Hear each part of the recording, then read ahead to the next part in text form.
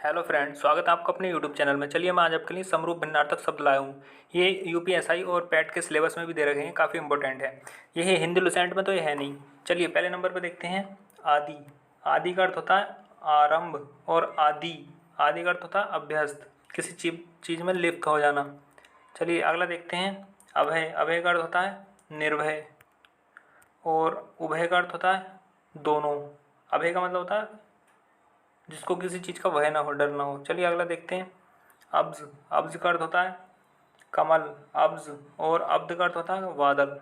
चलिए अगला देखते हैं अंश। अंश का अर्थ होता है कंधा, और अंश अंश का मतलब होता है हिस्सा। चलिए अगला देखते हैं अम्बुज। अम्बु का मतलब होता है पानी, और जा माने जन्म लेने वाला। अम्बुज कमल, और अम्बुधि, अम्बु माने पानी और धी माने धारण करने वाला, तो सागर। समझ रहे हो। चलिए अगला देखते हैं अंगना। अंगना का अर्थ होता है आंगन, और अंगना का अर्थ होता है स्त्री। चलिए अगला देखते हैं अवलंब। अवलंब का अर्थ होता है सहारा, और अविलंब अविलंब का अर्थ होता है शीघ्र। चलिए अगला देखते हैं अनिल। अनिल का अर्थ होता है हवा, और अनल का अर्थ होता है आग। ये काफ़ी इंपॉर्टेंट है, पिछली बार यूपी पुलिस में भी आया था ये। चलिए अगला देखते हैं अभिराम। अभिराम का अर्थ होता है सुंदर, और अविराम का अर्थ होता है लगातार। चलिए अगला देखते हैं अवधि। अवधि का अर्थ होता है समय, और अवधि ये इसमें बड़ी की मात्रा होगी, थोड़ी मिस्टेक हो गया है, ठीक है। अवधि का अर्थ होता है अवध प्रांत की भाषा। चलिए अगला देखते हैं उपकार। उपकार का मतलब होता है बुराई, सॉरी भलाई, और अपकार का अर्थ होता है बुराई। देखिए जवान थोड़ी वैसी हो जाती है। चलिए अगला देखते हैं कुल। कुल का अर्थ होता है वंश, किस कुल में पैदा हुए, किस वंश में, ठीक है। और कुल, कुल का अर्थ होता है किनारा। चलिए अगला देखते हैं कोश। कोश का अर्थ होता है खजाना, और कोश ये होता है शब्द संग्रह। चलिए अगला देखते हैं गृह। गृह का अर्थ होता है मंगल, बुद्धि आदि जितने भी ये गृह हैं। चलिए गृह, इसका अर्थ होता है घर। देखिए इसमें ऋण है, ऋण, ये वाला ऋण छिपा हुआ है, और इसमें रा, आदर रहा है, ठीक है। चलिए अगला देखते हैं जलद। जलद का अर्थ होता है बादल, और जलज जल में जन्म लेने वाला कमल, ये आपको बता चुका हूँ। चलिए अगला देखते हैं तरणी। तरणी का अर्थ होता है सूर्य, इसमें छोटी की मात्रा सूर्य, और तरणी बड़ी की मात्रा इसमें होता है, इसका अर्थ होता है छोटी नाव। चलिए अगला देखते हैं नियत। नियत का अर्थ होता है निश्चित, कांस्टेंट, और नियति, नियति का अर्थ होता है भाग्य। चलिए अगला देखते हैं निश्छल। जिस छल रहित, जिसे कोई छल ना हो, कपट ना हो। चलिए अगला, और निश्चल का अर्थ होता है अटल। समझ रहे हो। चलिए अगला देखते हैं प्रसाद। प्रसाद का अर्थ होता है भगवान का भोग। समझ रहे हो, प्रसाद जो बांटते हैं मंदिर वगैरह में, ठीक है। प्रासाद का अर्थ होता है महल, काफ़ी इंपॉर्टेंट है, आपको याद कर लेना चाहिए। देखिए सर। सर का अर्थ होता है तालाब, और शर, सर का मतलब होता है बाण। देखिए अन्न। अन्न का अर्थ होता है अनाज, और अन्यव, अन्यव का मतलब होता है दूसरा, कोई दूसरा अन्य। समझ रहे हो। चलिए अगला देखते हैं उपेक्षा, सॉरी अपेक्षा। अपेक्षा का मतलब होता है उम्मीद, किसी से उम्मीद रखना, मुझे इससे अपेक्षा है। चलिए और उपेक्षा का अर्थ था उदासीनता, उदासीन। समझ रहे हो।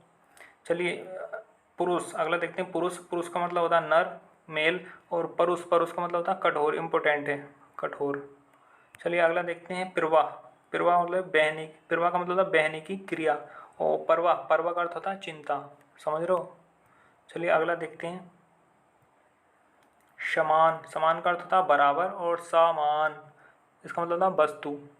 देखिए अगला देखते हैं चरम। चरम का अर्थ होता है अंतिम, और ये होता है चर्म। चर्म का मतलब होता है चमड़ा। देखिए अगला है पण। पण का अर्थ है पत्ता, और प्रण। प्रण का मतलब, प्रण का मतलब होता है प्रतिज्ञा, प्रतिज्ञा लेना। समझ रहे हो। चलिए अगला देखते हैं प्रमाण। प्रमाण का अर्थ होता है साक्ष्य, और परिमाण का मतलब होता है मात्रा। चलिए अगला और देखते हैं अंत। अंत का मतलब होता है समाप्ति, और अंत्य। अंत्य का अर्थ होता है नीच या अंतिम। और अगला देखते हैं अली। अली का अर्थ होता है बोहरा, बोहरा। समझ रहे हो। अली, अली का मतलब होता है सखी या सहेली। समझ रहे हो। चलिए इत्र। इसका मतलब होता है सुगंध, इत्र जो लगाते हैं हम। और इतर, इतर बितर। समझ रहे हो। इतर मतलब होता है दूसरा। चलिए अगला देखते हैं कृपाण। कृपाण का अर्थ होता है कटार। कटार का मतलब जानते हो आप, कटार होता है छोटा चाकू, छोटा तलवार, ये जो सिख वगैरह रखते हैं, कटार बोलते हैं उसको, तलवार टाइप की जो होती है। और कृपण, कृपण का अर्थ होता है कंजूस। ये इंपॉर्टेंट शब्द है। चलिए अगला देखते हैं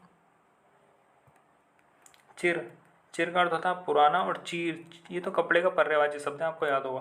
देखिए तड़ाक, तड़ाक का अर्थ होता है जल्दी, और तड़ाग, तड़ाग का मतलब होता है तालाब।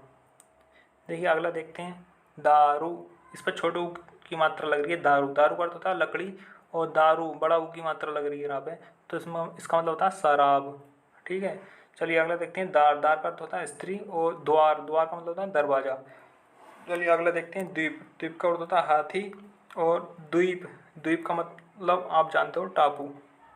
चलिए अगला देखते हैं देव, देव का मतलब होता है देवता, और देव बड़े एक मात्रा लगती है तो इसका मतलब होता है भाग्य। चलिए लास्ट देखते हैं दिन, दिन का मतलब होता है दिवस, और दीन, दीन का अर्थ होता है गरीब, इंपॉर्टेंट है। Thank you for watching, please subscribe this channel.